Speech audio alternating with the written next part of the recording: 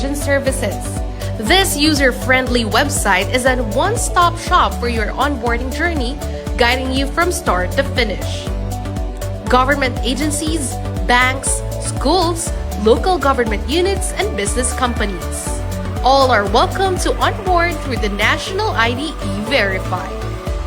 Becoming a relying party of the National ID system is now easier than ever. With just few clicks, your application is on its way. Ready to onboard? Open your web browser and visit everify.gov.ph. Once on the National ID E-Verify website, click the Register as Relying Party button. Just a reminder, only the authorized organization representative shall create an account. Provide the required information to register.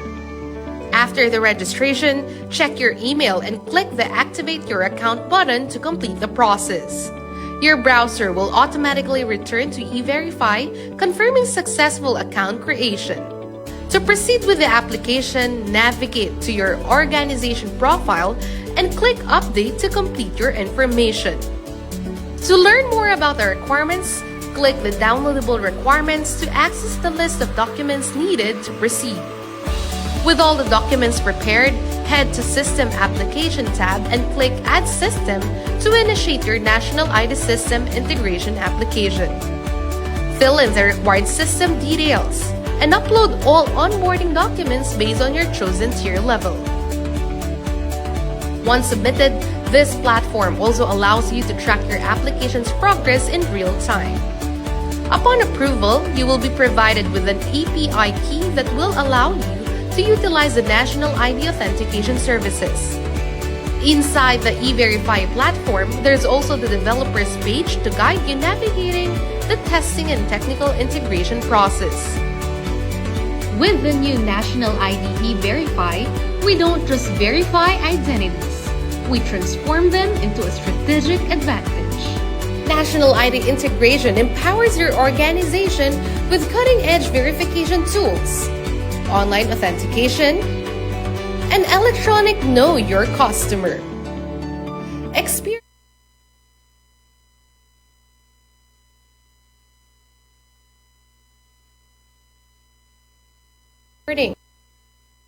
reduce fraud risk and a smoother customer journey. Join the future of secure identity verification. Visit everify.gov.ph today.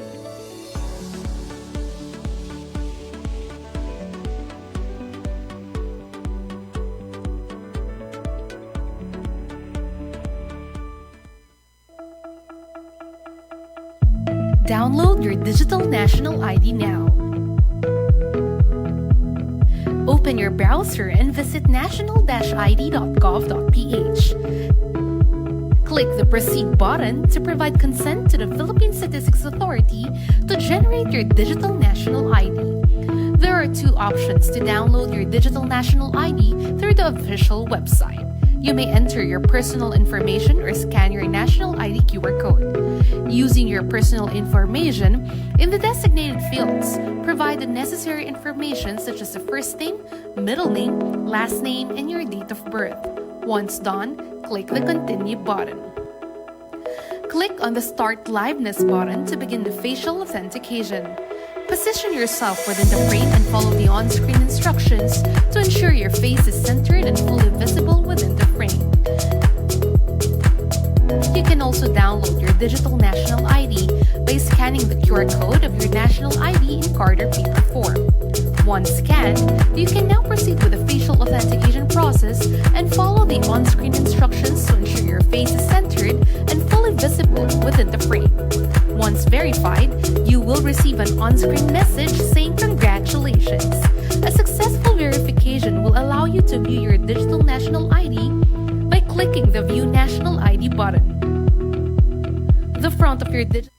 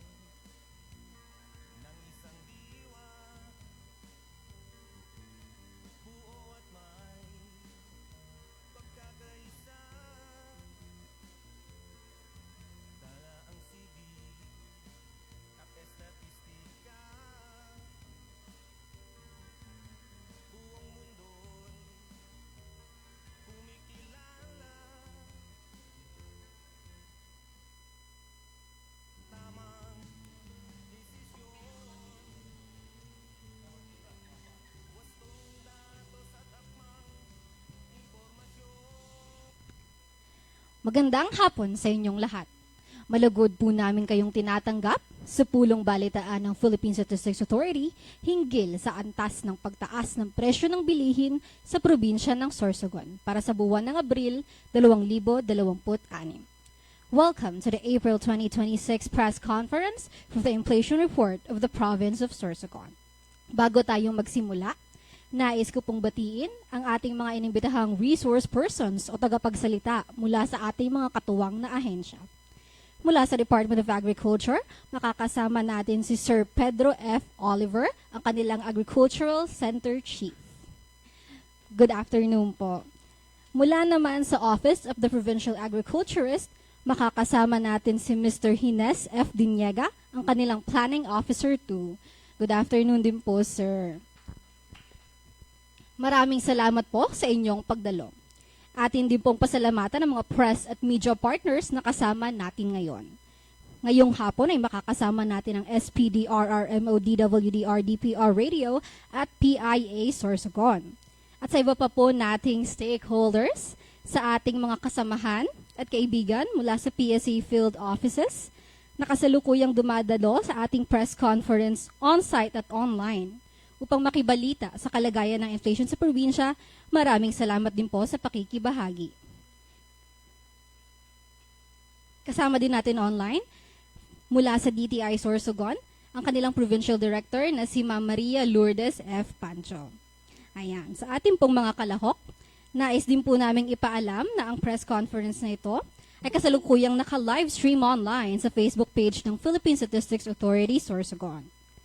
Sa puntong ito, atin ang tawagin ng Officer in Charge at Supervising Statistical Specialist ng Philippine Statistics Authority Sorsogon Provincial Statistical Office upang magbigay ng ulat patungkol sa inflation sa probinsya para sa buwan ng Abril 2026. Ating pakinggan ang ulat mula kay Officer in Charge at Supervising Statistical Specialist Cross Dory L. Lee.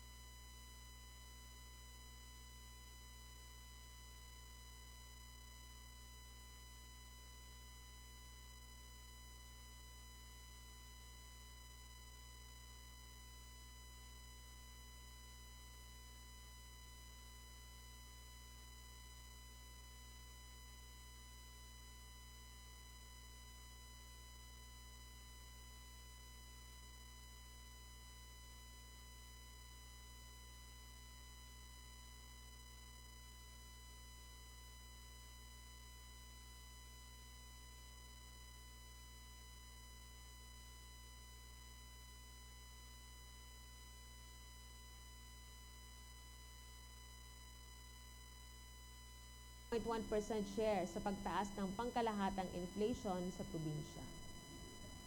Ang nag-ambag sa mas mataas na antas ng inflation ng housing, water, electricity, gas, and other fuels ay ang mas bibilis na pagtaas ng presyo ng LPG na may 27.7% inflation rate. Ang pangunahing nag-ambag sa overall inflation nitong Abril 2026 ay ang food and non-alcoholic beverages. Ang commodity group na ito ay nagtala ng 5.4% inflation rate at 34.9% share sa pangkalahatang inflation sa probinsya. Ang tatlong pangunahing nag-ambag sa inflation ng food and non-alcoholic beverages ay ang mga sumusunod: cereals and cereal products na may 12.7% inflation rate, partikular dito ang bigas. Fish and other seafood na may 7.8% inflation rate gaya ng dilis, at fruits and nuts na may 18.3% inflation rate, partikular dito ang pinya. Ang pangalawang commodity group na may pinakamalaking kontribusyon sa pangkalahatang inflation nitong Abril 2026 ay ang housing.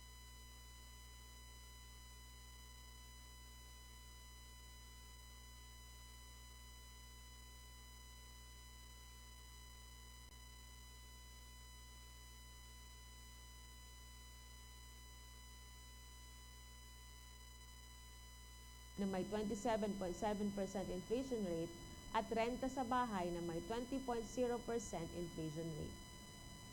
Ang transport ang pangatlo sa may pinakamalaking ambag sa pangkalahatang inflation nitong Abril 2026 na nasa 15.3% inflation rate o 15.4% share.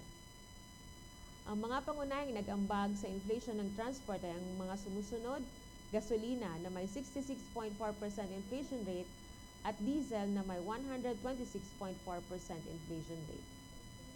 Ang limang pangunahing commodities na nag-ambag sa overall inflation nitong Abril 2026 ay ang mga sumusunod: renta sa bahay na may 20.0% inflation rate at 1.7% percentage point share.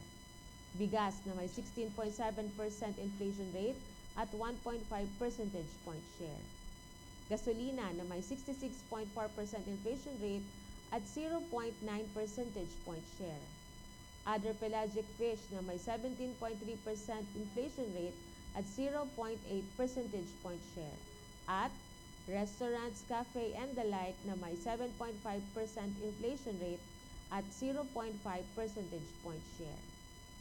Sa 13 commodity groups, halos lahat ng commodity groups ay nagtala ng mas mabilis na pagtaas ng antas ng inflation nitong Abril 2026 kumpara noong Marso 2026. Ito ay ang mga sumusunod: food and non-alcoholic beverages na may 5.4% inflation rate, alcoholic beverages and tobacco na may 5.6% inflation rate, housing, water, electricity, gas, and other fuels na may 12.1% inflation rate, health na may 4.8% inflation rate, transport na may 15.3% inflation rate, recreation, culture, and sport na may 9.6% inflation rate, restaurants and accommodation services na may 7.7% inflation rate, at personal care and miscellaneous goods and services na may 4.4% inflation rate. Samantala, mas mababa ang naitalang inflation rate nitong Abril 2026 sa furnishings, household equipment, and routine and household maintenance na may 10.0% inflation rate. Nagtala naman ng kaparehas na antas ng inflation noong Abril 2026 ang mga sumusunod: clothing and footwear na may 3.0% inflation rate, information and communication na may 1.3% inflation rate, education services na may 2.9% inflation rate, at financial services na may 0% inflation rate. Sa 11 pangkat ng pagkain, 4 ang nagpakita ng mas mabilis na pagtaas ng presyo nitong Abril 2026 kaysa noong Marso 2026. Ito ay ang mga sumusunod: bigas na may 16.7% inflation rate, flour, bread, and other bakery products, pasta products, and other cereals na may 4.4% inflation rate, partikular dito ang harina. Fish and other seafoods na may 7.8% inflation rate gaya ng dilis, at fruits and nuts na may 18.3% inflation rate tulad ng pinya. Nagtala naman ng mas mabagal na pagbaba ng presyo nitong Abril 2026 kumpara noong Marso 2026 ang mga sumusunod. Meat and other parts of slaughtered land animals na may negative 4.1% inflation rate, partikular dito ang karne ng baboy. Sugar, confectionery, and desserts na may negative 2.3% inflation rate gaya ng refined sugar, at vegetables, tubers, etc. na may negative 3.4% inflation rate gaya ng kalabasa. Nagtala naman ang pagtaas ng presyo nitong Abril 2026 mula sa pagbaba noong Marso 2026 ang milk, other dairy products and eggs na may 0.4% inflation rate, partikular dito ang itlog. Samantala, mas mabagal ang pagtaas ng presyo nitong Abril 2026 ang naitala sa mga sumusunod na pangkat ng pagkain. Mais na may 14.8% inflation rate, oils and fats na may 13.5% inflation rate tulad ng mantika, at ready-made food and other food products not elsewhere classified na may 5.0% inflation rate gaya ng banana ketchup. Pagdating sa rehiyon ng Bicol, ang headline inflation rate ay bumili sa antas na 7.6% nitong Abril 2026. Noong Abril 2025, ito ay natala sa antas na 1.6% at 4.1% naman noong Marso 2026. Sa mga probinsya sa rehiyon ng Bicol, lahat ng mga probinsya ay nakapagtala ng mas mataas na inflation rate nitong Abril 2026. Ang Camarines Sur at Camarines Norte ang may pinakamataas na inflation rate sa antas na 8.9% at 7.5% inflation rate bawat isa. Sumunod dito ang Sorsogon at Albay sa antas na 7.3% at 6.8% bawat isa.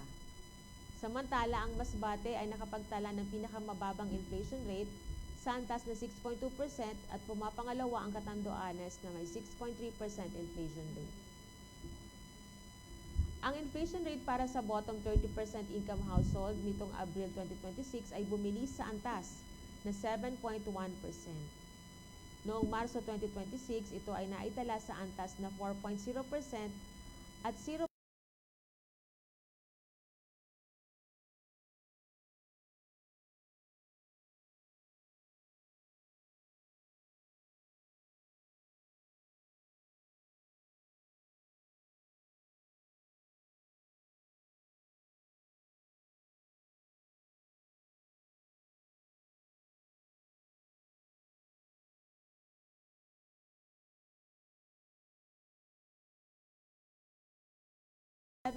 .1% share.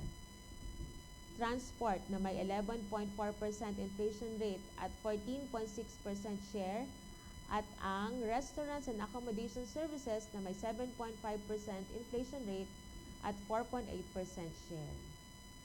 Ang limang pangunahing commodities na nag-ambag sa overall inflation para sa bottom 30% income households itong Abril 2026 ang mga sumusunod. Rice na may 17.1% inflation rate at 2.3 percentage point share.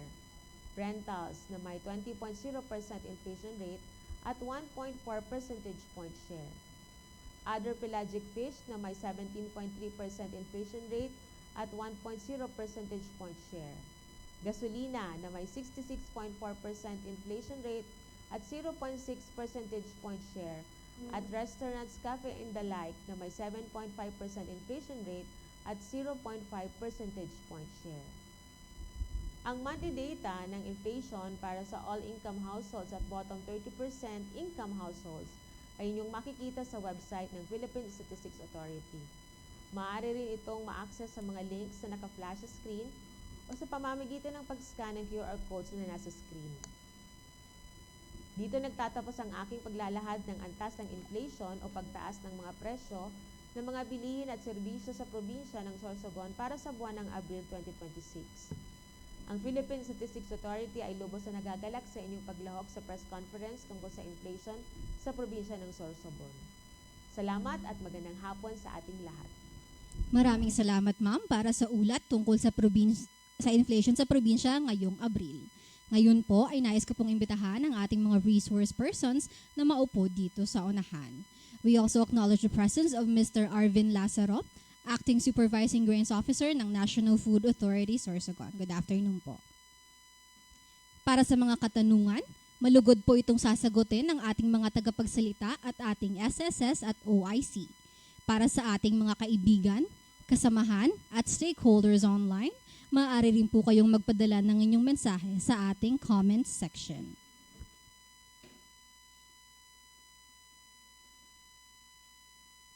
Ang ating mesa ay atin na pong binubuksan para sa mga katanungan. Inaanyayaan po namin ang lahat na makilahok at makibahagi upang mabigyang kasagutan ang inyong mga katanungan.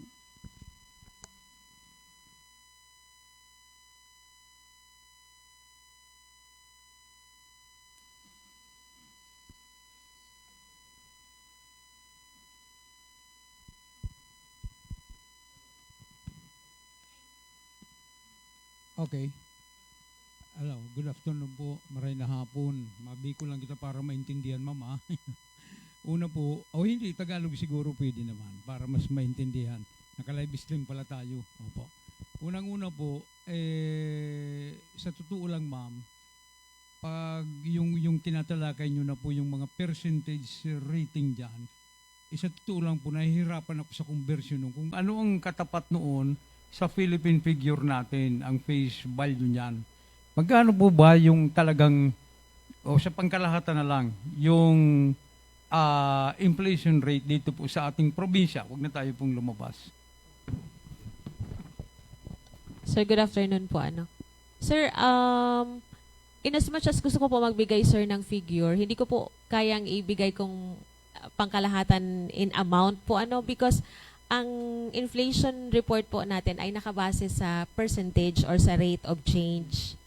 Ang ang CPI or ito pong ating inflation rate ay, yun nga po sir, ang minimeasure po nito, inflation rate po pala, ay minimeasure po nito yung bilis ng pagtaas at pagbaba ng presyo in comparison to a base year. Meron pong month-on-month, meron pong year-on-year. So kung naano nyo po kanina sa presentation, kinukumpara po yung presyo natin kung gaano tumaas o bumaba siya base sa nakaraang buwan at nakaraang buwan of the same month pero yung previous year. So Opo, yun yung po, comparative sir. yun. Pero, Opo. halimbawa, 7.1% nung Abril. Mm-mm. Kung bibili ako ng bigas, halimbawa, bigas dyan sa palengke para maintindihan tayo, yung binibili ko 1 kilo, dati, kung halimbawa 50 pesos, magkano idadagdag ko per kilo ngayon? Opo. Yung Dahil sa inflation rate natin na 7.1. Apa. Yung 7.1 inflation rate po natin, sir, ay sa kabuuhan na po yon.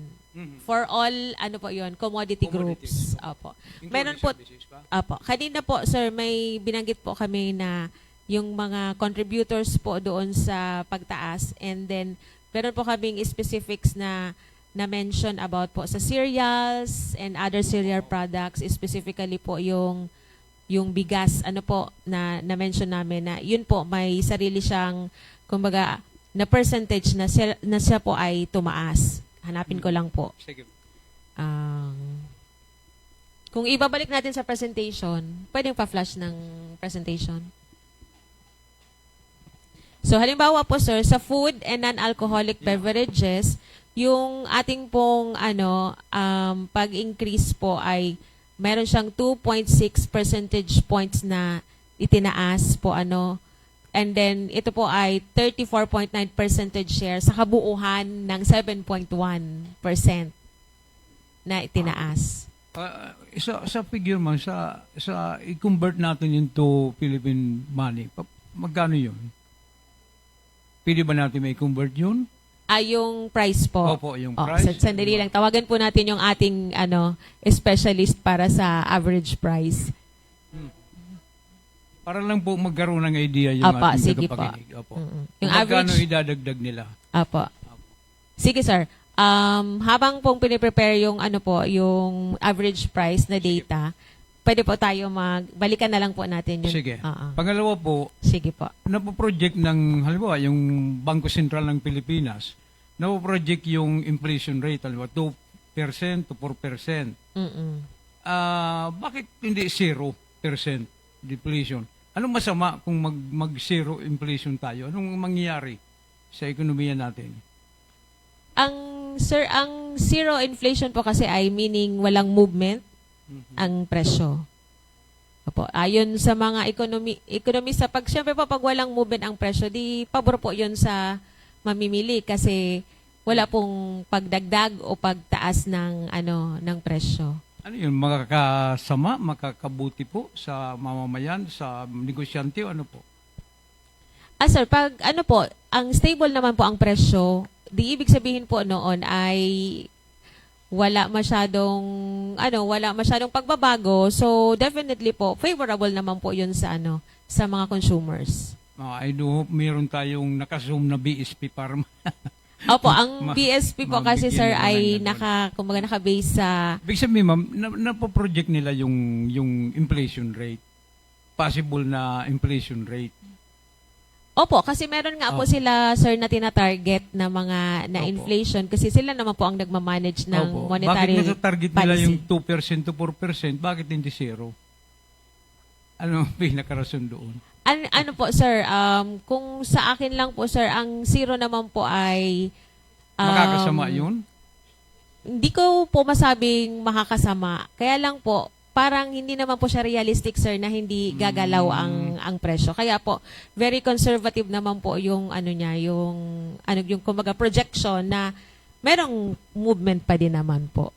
Lalo-lalo na po sa case natin dito sa sa region na tayo ay kumbaga ang weather condition pa lang po natin ay grabe na po ang epekto sa mga produkto natin. Apa. Okay, thank you. And good afternoon po sa Gabos. Ma'am, siguro para lang ma-laymanize din natin, itong mga presentation na katulad nito, ma'am, paano natin mami-measure ang impact nito sa mga ordinaryong mamamayan? Halimbawa, itong mga data na itong mga presentation na may 7 point something tayo na percent of inflation, how am I being impacted kung ako ay isang ordinaryong citizen, isang ordinaryong Sorsoganon? Dapat ba akong mabahala na mula noong March at i-compare ko sa April, masyadong mataas ang disparity niya, ma'am? Opo, oo. So dapat ba akong mabahala? Ano ang dapat kong maintindihan dito sa klase ng presentation na ganito po?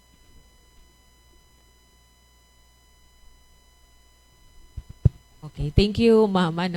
Ang PSA po, ma'am, syempre kami po ang naatasan. Apart ang aming mandato po, ma'am, ay magkolekta ng data and of course i-present po ang nahanap or na-collect namin na data. And one of which nga, ma'am, itong ating CPI, itong Consumer Price Index, itong kasama po ang inflation rate.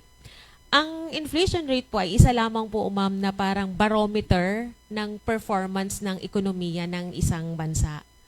Now, ang ating data po, ma'am, ay tama ka, ma'am, na hindi lamang yung mga policy makers or lawmakers ang makikinabang nito. Bagkus kasama po yung ordinaryong mamamayan, kasama po dito sa province ng Sorsogon. Ang impact po nitong 7.1% ay, syempre, ma'am, pwede nila, ma'am, ma-assess kung ito ba talaga yung kalagayan or yung rate ng pagtaas ng presyo. Although ito, ma'am, ay for all commodities, but ang ating kasi ang mga mamamayan, ma'am, ay may mga particular na binibili, so hindi masyado siguro nila, ma'am, na bibigyan ng attention the entirety ng mga binibili nila. Pero mararamdaman po nila yun, ma'am, sa bawat commodity item or item na binibili nila. So ang difference po, for example, like sa presyo ng gasolina, yun po talaga, madam, very apparent yung increase, So, ito, ma'am, and I think more importantly, ang impact nito ay mas magi sila, ma'am, na paano ko ba sasabihin to? Mas aware sa nangyayari, and of course, makipagtulungan po sa gobyerno kung ano ang pwedeng maging contingency. Because I know po ang ating gobyerno naman po ay may kumbaga, meron po silang inline na talagang mga gagawin para matulungan po at makakope po tayo ngayon sa mga pagtaas ng presyo. Thank you, ma'am. meron pang isang naglalaro din sa isip ko. Yung, kasi ang nakalagay dyan, isa sa malaking contribution ng ating inflation is food.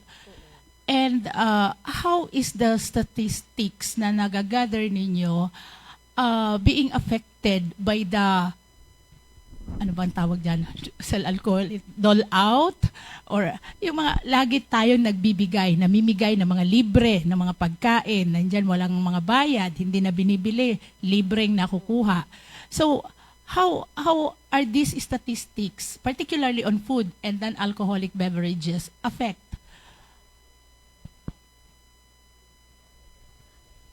Ito po, ma'am, kasi ma'am, sa pag-gather natin ng data or ng prices, pag nakakandak po kami, ma'am, ng retail price survey, ay doon po kami, ma'am, sa mga outlets or tindahan na karaniwang pinupuntahan po ng mga sorsoganon sa 6 na outlets na sinasabi.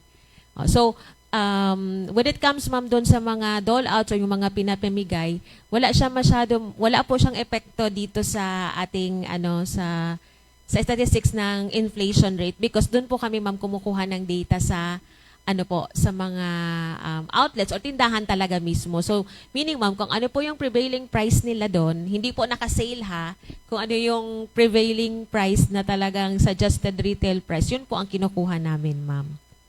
Now, indirectly, it could affect because kung marami po ang supply, like kung maraming pinapamigay, tapos yung tindahan na naging outlet po namin ay binabaan niya ang presyo, magkakaroon po siya ng epekto dito sa rate ng change ng prices. Opo, supply and demand pa din po, ma'am. Ma'am, sa tingin po ninyo, itong klase na itong pagtaas ng ating inflation, magpapatuloy po ba ito given the kind of situation that we have? I-expect ba natin na mas tumaas pa ito ng todo? Ako, ma'am, kasi ako po ay nagtatrabaho sa PSA, hindi po kami, ma'am, makakapagbigay talaga kumbaga ng sarili namin, ma'am, na opinion without the basis ng data. Dapat back up po talaga tayo ng data. But kung magbabase po tayo, ma'am, sa sinasabi ng mga ekonomista po, na kahit daw po matigil yung geopolitical conflict ngayong araw mismo, na ito nga po, di ba, ang primarily po ang nag-cause ng spike sa ating inflation, it's because tumaas ang presyo ng gasolina, ng petroleum, and then maapektuhan yung inputs sa mga production, that's why tataas po talaga ang presyo. Now, kahit daw po tumigil ngayong araw yung conflict na yon ngayon, ay hindi pa din natin agad-agad mararamdaman ang pagbaba or pag-stabilize ng supply ng gasolina. Kaya, marami pong nagsasabi na may tataas pa siya in the coming months. But hopefully po, kung masusolusyon na naman na po yung ating itong conflict, itong kinakaharap natin, I think ma-mitigate lang po yung effect sa mga tao. Yun na lang po. Opo, just a sharing, ma'am, kasi naniniwala ako na wala man talaga tayong crisis sa petrolyo. Kasi pag sinabi natin, ang pag-intindi ko, pag sinabing may crisis, ibig sabihin wala tayong nakukuha. Pero even from the start na nagkaroon ng giyera, nagtaas ang presyo, ay hindi tayo nawawalan.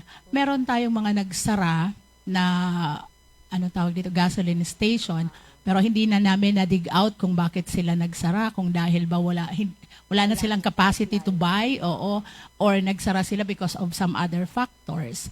Pero kung titingnan po natin, wala man talaga akong narinig na may shortage tayo ng gasoline. Meron po siguro tayong shortage sa pera. Perang pambili. Ano po, ma'am? Oo. So, siguro, ma'am, nakikita ko din, ako, personally, nararamdaman ko yung inflation dahil pagbibili ako, yung dating bag na bitbit ko ay hindi na siya napupuno na katulad nung dati na pareho lang ang commodity na binibili ko. So, yun po, doon ko nararamdaman na meron talagang pagtaas ng presyo.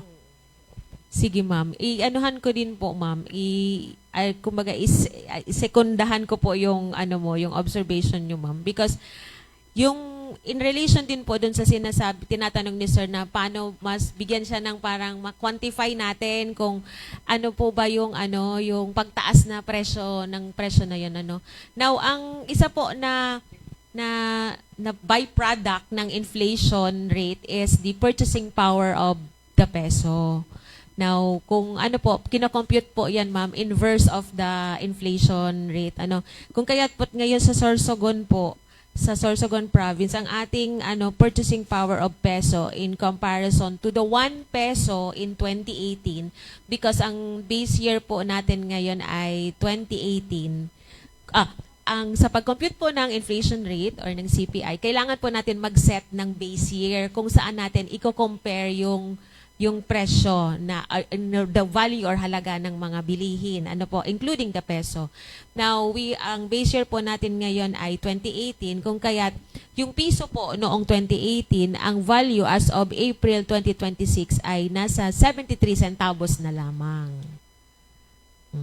Kaya tama, ma'am, yung salbawa na observe mo na yung bit-bit mong dating eco bag na punong-puno ay halos kalahati or siguro 2/3 na lamang po nung dati mong nabibili or laman nito.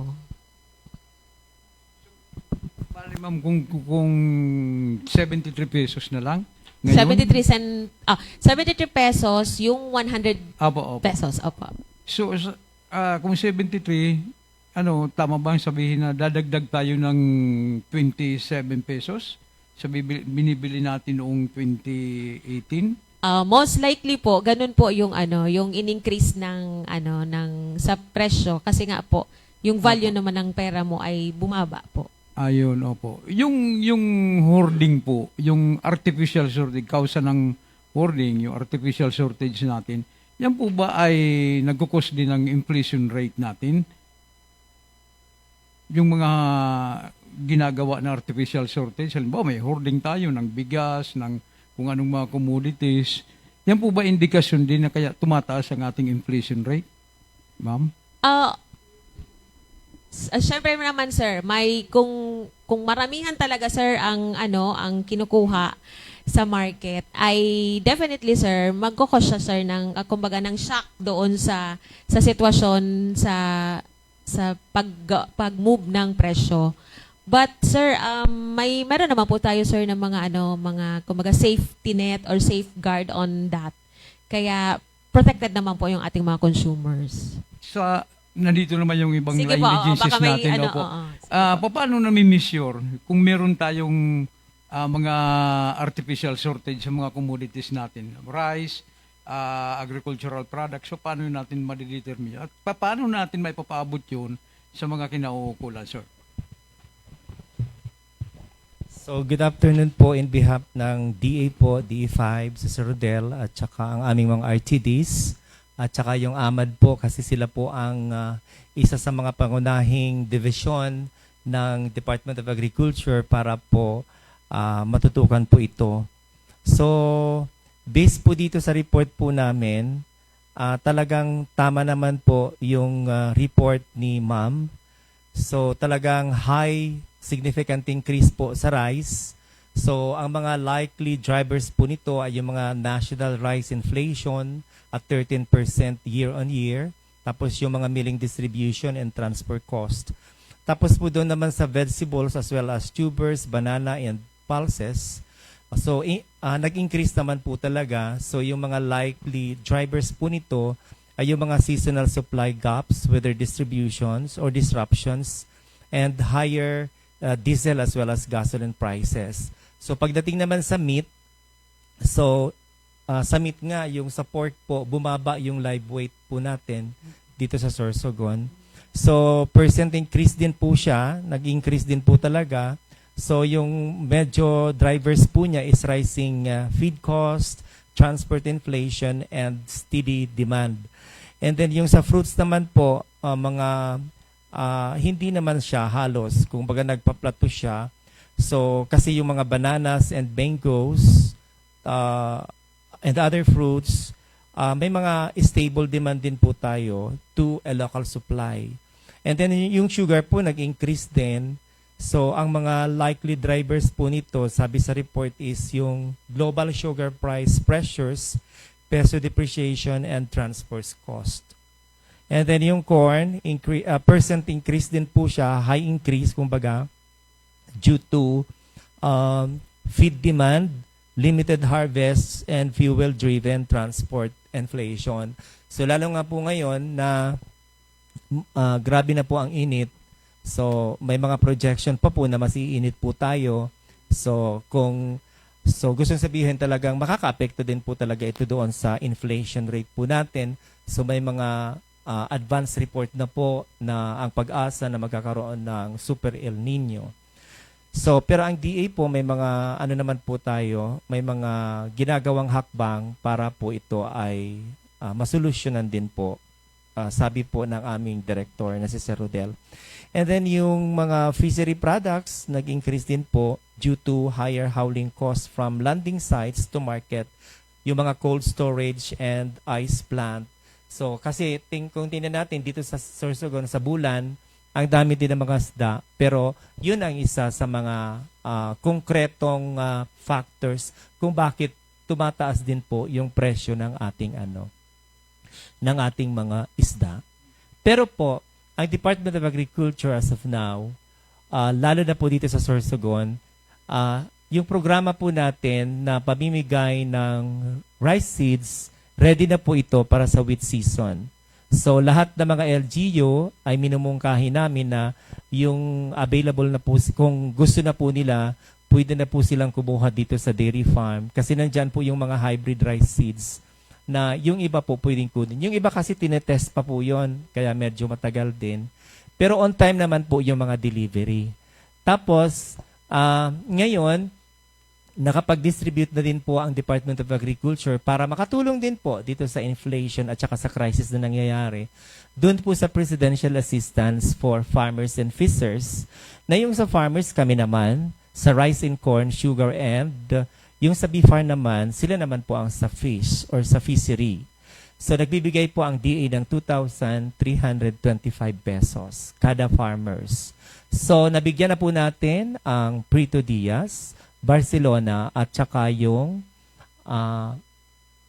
Matnog. At bukas po doon po kami sa Irusin. Mamimigay po.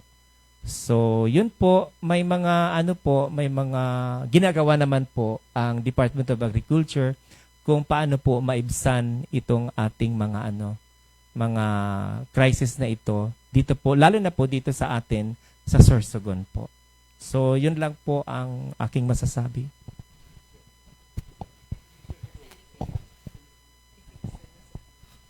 Good afternoon po. On behalf of NFA Sorsogon, I'm Arvin Lazaro from Masbate po ako. First time ko po dito. So, ang NFA po, regarding po sa inflation, siguro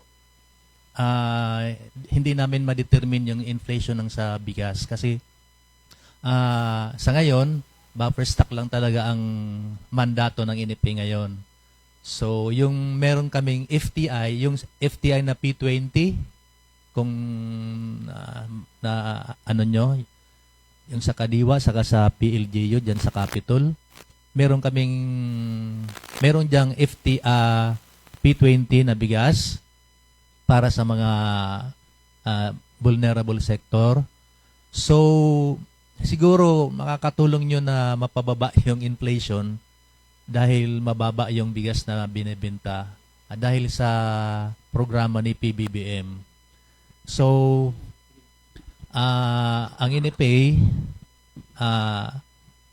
nagsusupply lang kami ng bigas. For issuance lang po kami. Pero pag pagbenta, FTI po yun. So, karamihan po kasi, pag may mga problema, NFA ang sinisisi. Pero actually, labas po kami dyan kasi ang sa amin lang, nag-issue lang kami ng bigas kung ilan yung kailangan nila. At makakasiguro po kayo na bago ang binibenta naming bigas. Wala na po, bawal na po sa amin magbenta ng luma at may amoy. Yun po ang pinaka ng NFA ngayon. Yun lang po. Sir, thank you for that update. Siguro itanong ko na din sa iyo, ano ang ano ang assurance ng NFA na talagang meron po tayong bigas until the last time na mangailangan tayo ng supply? Meron po ba? Hindi ba tayo magkakaroon ng shortage, possibility of kailangang maghanap pa tayo ng mga bigas sa labas? So far po, ang NFA ngayon, ongoing yung palay procurement namin sa mga, alam ni Sir Pedro yan po. Ang bili namin ng fresh, yung clean and dry, nasa 29 pesos per kilo. Opo. Yung medyo wet, ano po yun, depende sa moisture content niya. So, makakaasa po kayo na ongoing yung procurement namin, maraming nagde-deliver ng palay. So, good for milling naman po yan anytime na kailanganin natin ng bigas. Dito po sa Sorsogon, sa ngayon wala pa naman kaming hindi namin ma-provide yung kailangan ng mga mamimili ng bigas. Yan po. Okay, so makakasiguro na hindi magugutom, walang gutom sa Sorsogon pagdating Yes po, sa bigas. Yes po. Opo, oo. Sir Peter, this is for you. Ano na po ba ang estado ng ating benting bigas for all? Kasi parang ang daming mga nagrereklamo na ang sinasabi ng ating pamahalaan ay benting bigas for all. Pero parang ang for all daw ay identified sectors lang. Magkakaroon po ba talaga ng benting bigas para sa lahat? Siguro mas makakasagot ang NFA. Kasi, sige, magbigay din ako ng opinion. Kasi di ba ang magpo-propose po ang LGU, bibili po sila sa FTI, and yung FTI naman pupunta sa NFA. Tama, sir? So, pagdating naman po doon sa mga beneficiaries or pwedeng bumili, sa amin, sa Kamsur, halos lahat naman po pinapabili, basta by ID ka na lang. So wala nang kumbaga for-piece ka, senior citizen ka, pwede kang bumili. Sa amin naman po mayroong ganon na bumibili na po talaga. Kaya lang nga po, talagang limited on 10 kilos lang per buyer. Sir? Actually po ma'am, noon nag-start pa lang yung P20, rice for all talaga yon. So walang kung kanina basta may ID or walang Ngayon po binago ng FTI. Kailangan mag-register sa Masbate po, kailangan mag-register ang senior citizen, yung PWD, for-piece, vulnerable sector. Pero dito sa Sorsogon, sa NFA, sa compound ng NFA, may P20 din dyan. Hindi pa sila nagre-register. So, anytime, pwede pero limit din po sa 10 kilos. Opo. Yun lang po. Sir, siguro, si Sir Gines, po sir, siguro bigyan lang natin ng clarification habang nandito na rin lang naman tayo, bigyan natin ng clarification yung mga nakikinig sa atin na gustong mag-avail din ng benting bigas. Ano ba yung proseso po talaga? Kasi doon sa mga vulnerable sectors, ay meron talaga sila nung kinukuhang ID sa office ninyo, tapos may QR code yung ID na yon. Ganon din po ba ang gagawin ng mga hindi kasama sa mga vulnerable sector pero gustong mag-avail ng Rice for All na benting bigas? Okay po. Good afternoon po. On behalf po ng local provincial government of Sorsogon through our governor, Buboy Amor, sa amin po, sa OPAG, kasi kami yung in charge po sa P20, po. So, nagre-register lang po, may dala lang po silang ID. So, yung mga senior citizens at mga PWDs, pwede po silang magpadala ng ID sa isang kaanak po nila or relative.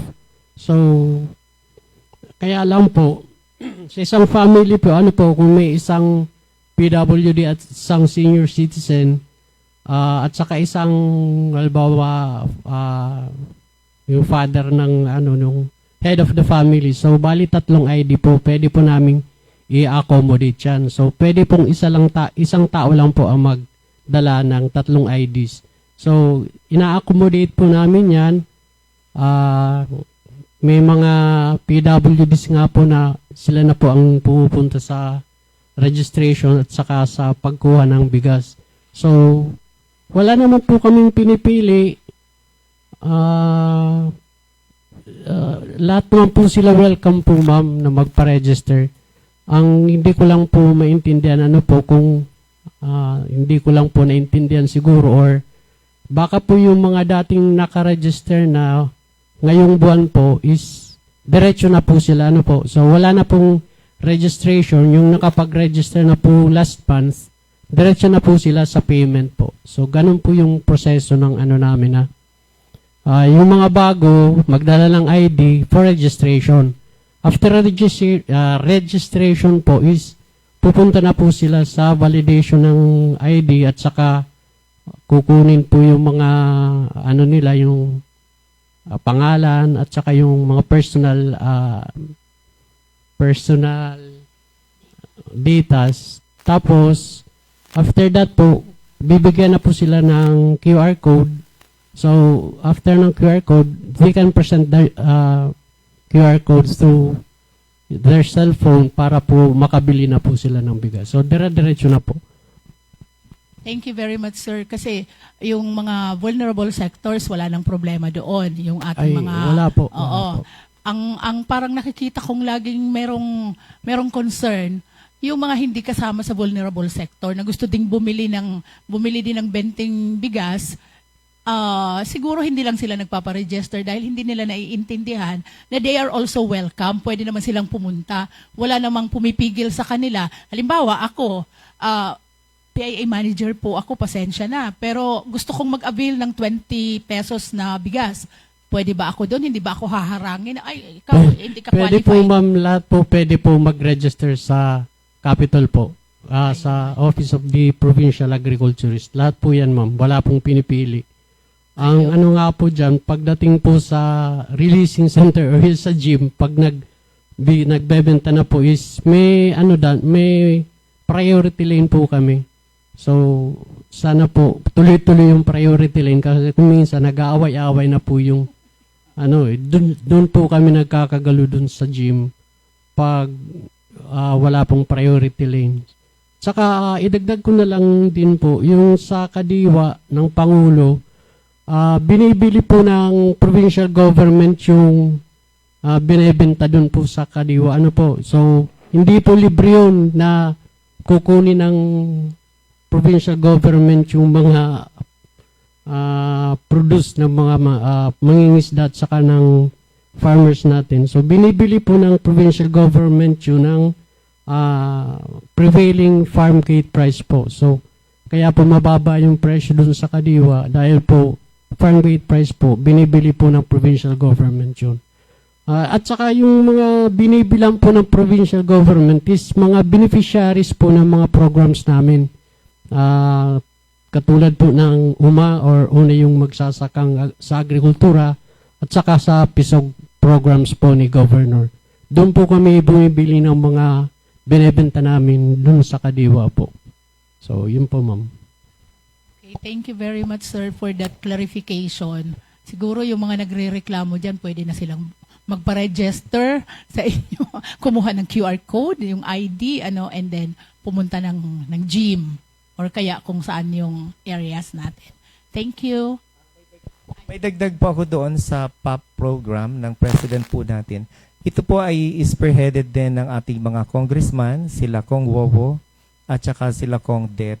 At saka nasabi din po natin ito kay Governor Buboy Hamor through the administrator, Sir Eric Rabanilla. So yan po. Kaya alam din po dito sa Sir Sagot. Okay. Ma'am, recently po kay Ma'am Leo po, nagpalabas kayo dun to kung sa PEC po ito galing. Pero out of 18 regions sa buong Pilipinas, Region 5 na bibilang sa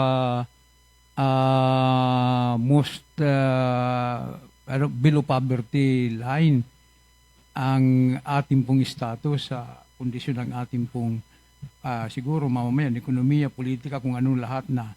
Sa inyo po, sa PSA, ito po ba ay barometro? Sana nandito rin yung DSWD. Kung bakit po meron tayong pagtaas ng mga bilang ng mga recipiente ng mga purpose sa ating pong lipunan. Ito po ba ay kaso rin ng pagkaroon natin ng inflation rate? At ano ba yung threshold? Meron ho bang threshold ang inflation rate natin na parang kuha na pag dumating doon sa threshold level na yon, mag-red flag na rin kayo sa mga local government units natin? Okay, sir.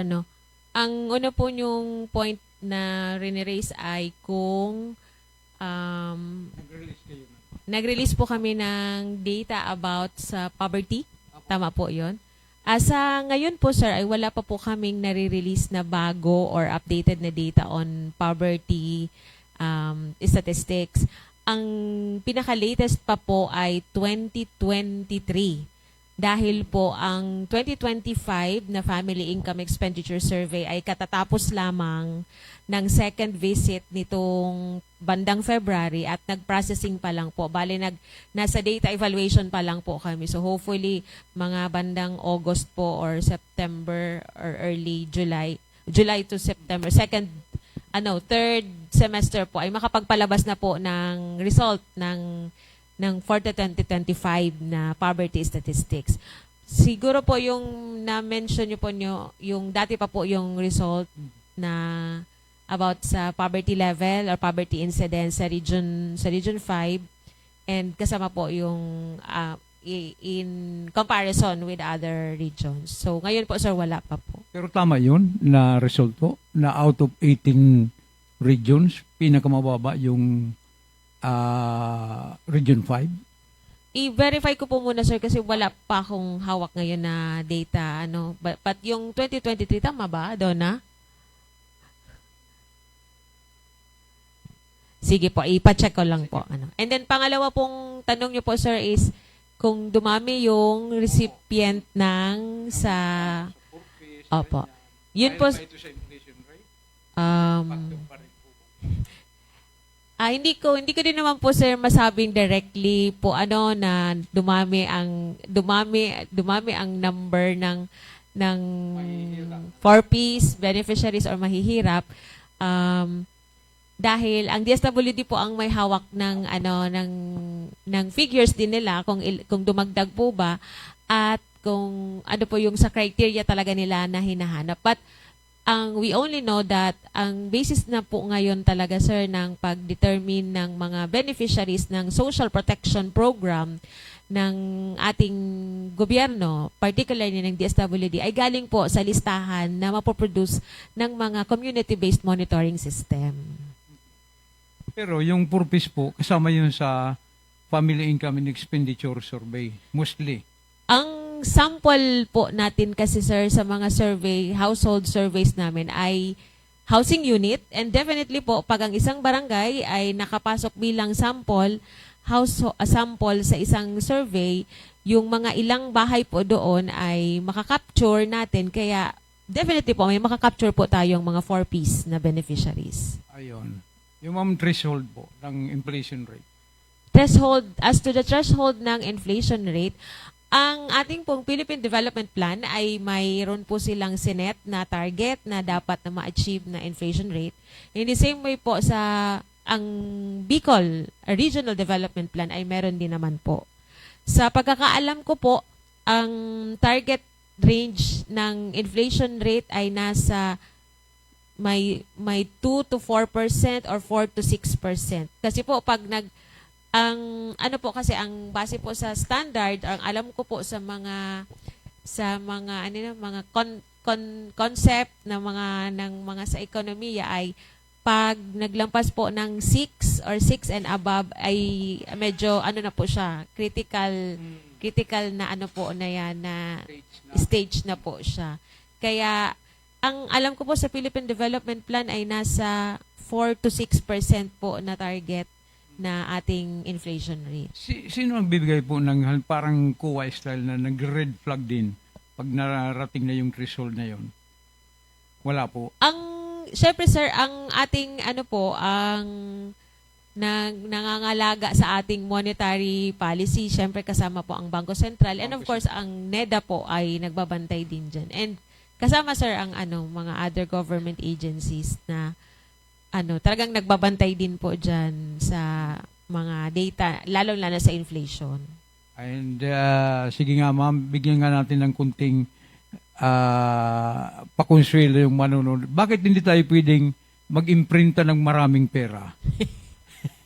Sige nga po ma'am.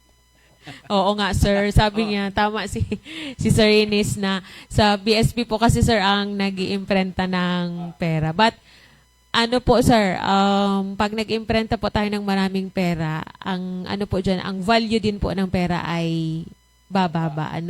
Kung noon daw po sa Japanese time, yung tinatawag nating Mickey Mouse money, na kahit isang bayong na pong pera ang dala mo ay mababa pa rin po ang value nun.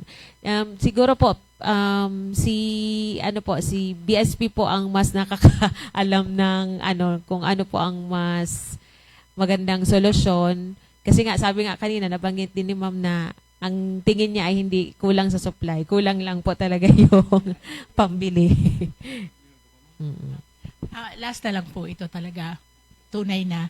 Ma'am, ang PSA po ba ay nagre-recommend din sa ating mga policy makers, like for example sa ating sa LGU, sa yung mga sanggunian, yung congressmen natin, halimbawa ganyan nakikita ninyo yung trend ito. Do you also give some recommendation, analysis para makagawa din sila ng mga policies? Bali ma'am, ang data po kasi ma'am primarily ay gamit po talaga siya ng NEDA and all other government agencies.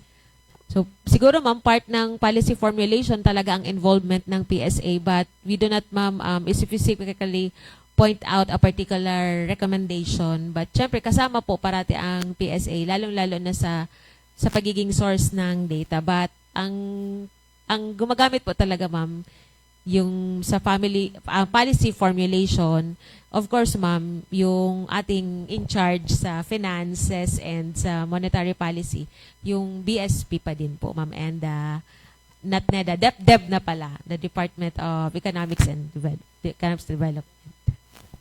One last question na rin sa ating mga agency na nandito. Okay, sige, sa other agency. Opo. Kasi may kasabihan tayo sir na di bali magmahal ang bilihin, wag lang mawala sa merkado. Yung ganun yung konsepto niyan. Sa inyo po, sa NFA, sa agriculture, ano po ba yung assurance na tayo ay meron tayong sufficienting supply dito sa probinsya lang ng Sorsogon? At kung maggaganon man, magkaubusan man sa iba, tayo ay nakakasiguro na hindi tayo magmamakaawa sa iba. So good afternoon po again. Dito naman po sa Sorsogon, ang daming supply ngayon ng gulay. So halos hindi pa po tayo nauubusan ng supply. So pero kung magpatuloy po kasi itong tag-init na ito, so most probably po, so magkakaroon tayo ng lower supply or yun po. So sana, pero ang DA naman po sa pangunguna ng aming direktor na si Sir Rodel, hindi naman po kami nagpapabaya na matugunan po. For example, nagkakaroon po tayo ng pamibigay ng mga vegetable seeds sa bawat household. So dyan po nga sa dairy farm, marami din kami dyan ng mga clients na humihingi po ng vegetable seeds para maitanim din. Gaya din po ng ginagawa ng probinsya, so just to mention, so nagbibigay sila ng mga seedlings na. So yun po, and at the same time, tayo din po ay may mga programa din po tayo. For example, yung sa chicken, So, ang Department of Agriculture through the livestock program, namibigay po tayo sa mga grupo ng mga native chicken para palakihin, para paitlogin din nila. So, kumbaga, dagdag ano na po nun niya, kita or income or pagkain sa hapagkainan. So, for example din po, yung sabi ko nga kanina, available na po yung rice seeds na to distribute po doon sa mga farmers na kukunin na lang nitong ating mga LGUs, lalo na po yung sa municipal agriculture. So, madami po tayong natutulungan sa mga ganong pamamaraan. So, sana ipagdasal natin na itong mga ulan, tsaka itong mga bagyo na ito, hindi maapektuhan po yung ating produksyon ng palay at ng ibang commodity po dito sa probinsya ng Sorsogon. Ang alam ko naman po, napakatayog ng programa ni Governor Boboy Hamor in partnership din po ng DA at saka yung mga LGU din po, yung mga mayors po natin, chief local executives, talagang sobra din po ang tulong nila sa mga parauma asin sa mga parasira. So, siguro po naman, hindi naman po magkakaroon ng ganong pangyayari if ever man. Kasi nandoon din po yung support ng mga mayors po natin, congressman at saka mga ng ating gobernador po. And the whole stakeholders po ng province of Sorsogon. So, thank you po. Sa NFA po, meron kayong dito, sir, regarding ilan ba yung consumption natin ng bigas sa probinsya ng Sorsogon? On the part of NFA po, yung buffer stock natin ngayon nasa 85,000 palay. Kasama na po yung bagong procure natin. So ongoing pa po yung procurement. Daily nagkakaroon kami ng average na 1,500 daily po. Opo. Yung bigas natin po nasa 16,000. May luma, may bago. So nakakasiguro po tayo na walang magugutom sa province of Sorsogon. Kaya kahit magkaroon tayo ng calamity, may mga buffer stock po tayong pwedeng ibigay. Tapos, yung palay kasi, anytime na may approved milling kami, magkakaroon ko po kami ng regular milling po ngayon. So, yung ongoing namin na procurement, nasa 21,000 na ngayon. So, possible na siging dagdag po yan, dadagdagan. Daily po yan. So, wala pong magugutom sa province of Sorsogon. Okay.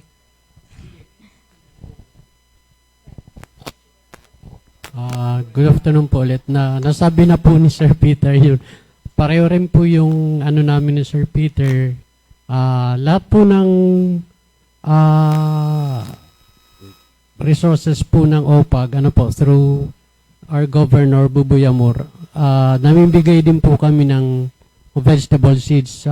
Particularly po yung upland type ng mga vegetable seeds. At saka lahat naman po ng mga LGUs po, may sarili po silang mga projects na namibigay din po ng mga vegetable seeds.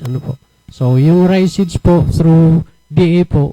So, sabi po ni Sir Peter, available na po ngayon. So, yung vegetable seeds po, price na po ngayon. Di ko lang kung andyan na po sa office. Pero, nasa procurement price po yun. Thank you po. Si Ma'am PSC na lang, ma'am, assurance na manageable pa yung ating bibilhin dito, ekonomiya natin. May idagdag lang po akong data, sir. Kasi sabi mo kanina, humihingi ka ng data kung ilan yung average daily need. So, ang sabi po dito ay 13,210 sacks. So, yun ang kailangan. And then, yung mga buffer stocks naman nga sa NFA, nag-i-ensure naman na mayroong sufficient supply. And then, yung food security level naman, yung routine monitors ng mga ng mga ating bigas ay particularly during weather disturbances ay ginagawa naman po. And based po doon sa report ng DA 2025, nagkaroon tayo ng 116.27% rice self-sufficiency level and average rice yield of 3.81 metric tons per hectare in early 2026. Ano sir, ang question mo ay paano ma-assure? Ano sir, ang PSA po sir ay nagko-kolekta lang po sir ng ng data, but kami po sir tuloy-tuloy lang po ng collection ng data, and of course presentation nito pong keep informing the people, the public, the stakeholders about the result of our surveys and censuses, and particularly po itong sa inflation. Hanggang dun lang po kasi sir ang mandato. Hindi magagamit ang data nyo sa mga possible na legal aspect po ng yung mga pwedeng ikaso. Halimbawa, yung data nyo, hindi pwede parang amlak din. Hindi pwede, ma'am. Halimbawa, tumaas yung inflation rate dahil sa hoarding. Pwede bang magamit yung data nyo? Ang data naman po namin sir ay once published ay pwede po magamit ng official po yan, official statistics naman po siya. Meron na pong nakasuwa, wala pa naman. From PSA po? Opo. Wala po akong alam po na kasi sa nakapublish. Sa agriculture sigurado meron na. Nakapublish naman po kasi ang Yung data mga naman, hoarder, sir. sir. DTI. Oo. Sige. Anyway, thank you very much, ma'am. Maraming salamat, sir. Thank you very Maraming much. salamat din sir. Kung wala na po tayong katanungan, kami po ay nagpapasalamat sa inyong pakikilahok sa ating talakayan. Sa puntong ito, nais naming ipaabot ang taos-pusong pasasalamat sa inyong patuloy na pagtangkilik at walang sawang suporta sa mga produkto at serbisyo ng Philippine Statistics Authority. Muli, maraming salamat sa paglahok at magandang hapon sa inyong lahat.